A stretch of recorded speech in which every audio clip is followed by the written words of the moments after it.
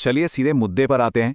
आज के इस एक्सप्लेनर में हम एक ऐसे मास्टर ब्लूप्रिंट को डिकोड करने वाले हैं जो सच में आपकी पूरी लाइफ बदल सकता है।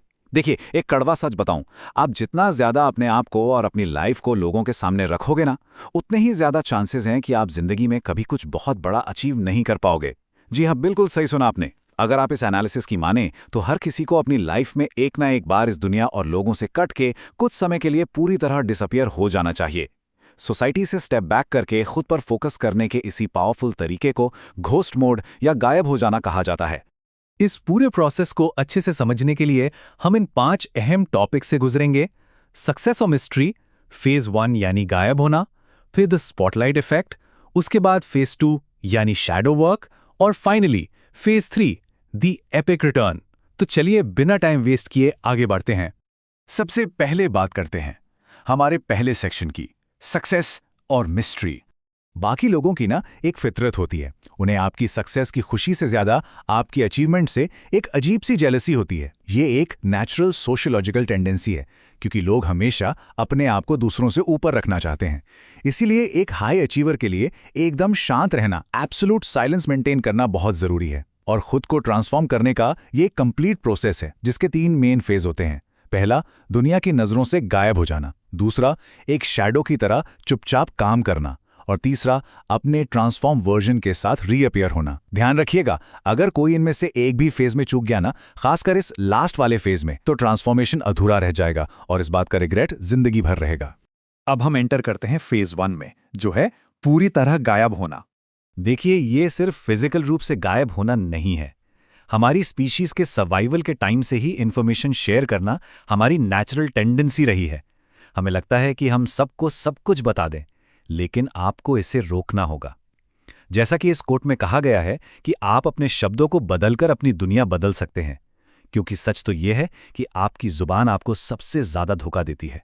इसलिए अपनी रियलिटी बदलने के लिए सबसे पहले इसे कंट्रोल में करना होगा। अपने थॉट्स को जुबान तक पहुंचने ही मत दीजिए। आप क्या कर रहे हैं, आपके प्लान्स क्या हैं, ये किसी को नहीं पता होना चाहिए। और इसमें आपकी फैमिली, फ्रेंड्स और कोवर्कर सब शामिल हैं। तो क्रूशल पॉइंट ये है कि अगर कोई आपसे पूछे, भाई क्या कर रहा है आजकल, आगे के क्या प्लान है, तो आपको बस सिंपली और न्यूट्रल टोन में कहना है, कुछ खास नहीं, अभी तक कुछ सोचा नहीं है। बस बिना वजह अपना ओपिनियन देना या व्यूज शेयर करना बिल्कुल बंद कर दीजिए। एकदम चुप, शांत और सीक्रेट हो जाइए। कोई आपको देखे तो उसके दिमाग में बस यही चलना चाहिए कि ये इंसान आखिर सोच क्या रहा है। सामने वाले के लिए आप एक ऐसी अनसुलझी मिस्ट्री बन जाइए जिसे वो कभी सॉल्व ना कर सकें। लेकिन गायब होने के इस रास्ते में एक बहुत बड़ी मनोवैज्ञानिक रुकावट आती है, और वो है द स्पॉटलाइट इफेक्ट। असल में एक घोस्ट की तरह गायब रहने के लिए आपको अपने दिमाग को रीप्रोग्राम करना होगा। स्पॉटलाइट इफेक्ट एक ऐसा कॉग्निटिव बायस है जहां आपको लगता है कि सब आपको ही नोटिस कर रहे हैं, बट रियलिटी ये है कि कोई आपके बारे में इतना नहीं सोचता। सबकी लाइफ में अपनी खुद की बहुत प्रॉब्लम्स हैं जिनमें वो बिजी हैं। लोग इसी स्पॉटलाइट इफेक्ट में ट्रैप होकर ऐसे एक्शंस लेते हैं जो सिर्फ दूसरों को इनडायरेक्टली इंप्रेस करने या कुछ प्रूव करने के लिए होते हैं, और नतीजा मोस्ट ऑफ द टाइम वो पूरी तरह फेल हो जाते हैं। इस ट्रैप से बचने के लिए आपको अपने माइंड में अपना एक ऐसा पर्सोना क्रिएट करना है जो दूसरों से ज्यादा खुद की हैप्पीनेस, गोल्स और ग्रोथ को प्रायोरिटी दे। हाँ, ये बहुत ही मुश्किल डिसीजन होने वाला है। सोसाइटी की कठपुतली बनने से बचने के लिए आपको कई लोगों से कनेक्शन तोड़ना पड़ सकता है। आपको ऐसी सिचुएशन में आना होगा जहां कोई आपको फीडबैक देने वाला नहीं है, ना ही कोई एप्रिसिएशन मिलेगा, ना ही कोई आपको क्रिटिसाइज करेगा। आप जो हो बस खुद हो, एकदम अकेले। और जब आप पूरी तरह अकेले हो जाते हैं, तब शुरू होता है सबसे ग्रूलिंग पार्ट, फेज 2 यानी शैडो वर्क। ये फेज कोई मजाक नहीं है। आपको अपना दर्द, मेहनत, आंसू, खून पसीना और अपना हर एक फेलियर लोगों से छुपा के रखना है। जरा स्क्रीन पर इस नंबर 1000 को देखिए। थॉमस एडिसन बल्ब इन्वेंट करने से पहले 1000 बार फेल हुए थे, लेकिन क्या आज दुनिया उन्हें उनके 1000 फेलियर्स के लिए जानती है? बिल्कुल नहीं। दुनिया सिर्फ उनकी उस एक सक्सेस को जानती है, क्योंकि कड़वा सच यही है कि लोग आपकी कामयाबी से ही आपकी इज्जत करेंगे, आपकी छिपी हुई मेहनत या स्ट्रगल से नहीं। डॉक्टर एपीजे अब्दुल कलाम की लाइफ इसका एक परफेक्ट एग्जाम्पल है। उनके शुरुआती प्रोजेक्ट्स जैसे SLV-3 रॉकेट एक कंप्लीट फेलियर थे, लेकिन उनके लगातार एफर्ट्स ने इंडिया को मिसाइल टेक्नोलॉजी में ग्लोबल लीडर बना दिया। इससे एक बात हमेशा याद रखिएगा, 100 फेलियर्स को छुपाने के लिए बस एक बड़ी सक्सेस काफ़ी होती है। आपको लोगों की दया या तरस नहीं चाहिए, आपको अपनी सक्सेस से उन्हें चौंकाना है। अब सवाल आता है, इसे प्रैक्टिकली कैसे करें?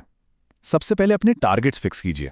क्या वो कोई डिग्री है, कोई एंट्रेंस एग्जाम है, बिजनेस है या आपकी फाइनेंशियल सिचुएशन है? उसे एक पेपर पर लिखिए और किसी ऐसी जगह छुपा दीजिए जिसे आपके अलावा और कोई ना देख पाए। और हाँ, एक सबसे ज़रूरी बात, थोड़ी सी प्रोग्रेस होने पर या थोड़े पैसे कमा लेने पर दुनिया को जा जाकर बताना बेवकूफ़ी है। छोटी अचीवमेंट शो ऑफ करके आप बस अपनी सेल्फ वर्थ गिरा रहे हैं। प्रोग्रेस होनी चाहिए, लेकिन वो किसी को दिखनी नहीं चाहिए। इस शैडो वर्क के दौरान घोस्ट मोड के रूल्स बेहद एक्सट्रीम और सख्त होते हैं। अगर आपको लाइफ में एब्सोल्यूट विनर बनना है तो आपके दिन का हर 1 घंटा सिर्फ उन्हीं गोल्स के लिए सेट होना चाहिए। कोई फालतू सोशल मीडिया नहीं, कोई दोस्त नहीं, कोई गेमिंग, रेस्टिंग या बिंज वॉचिंग नहीं, सब कुछ बंद। आपको अपने गोल से इतना ज्यादा ऑब्सेस्ड हो जाना है कि उसके अलावा आपको और कुछ दिखाई ही ना दे। ये ऑब्सेशन क्यों जरूरी है, ये बात ये स्लाइड बहुत ब्रिलियंटली समझाती है। जरा इमेजिन कीजिए, एक फाइटर है जो 14 घंटे ट्रेनिंग करता है, 8 घंटे सोता है। वहीं दूसरा फाइटर बी है जो सिर्फ 8 घंटे ट्रेनिंग करके बाकी के 8 घंटे अपनी लाइफ एंजॉय करता है। अब आप खुद ही लॉजिकली सोचकर बताइए, दोनों की फाइट हुई तो कौन जीतेगा? बहुत आसान है, फाइटर ए के सामने दूसरे वाले का टिकने का कोई चांस ही नहीं है, क्योंकि जिसका इनपुट इतना एक्सट्रीम होगा उसका आउटपुट अनबीटेबल होना तो तय है ना। और फिर जब ये सारा शैडो वर्क खत्म होता है तब आता है final step, phase 3, epic return.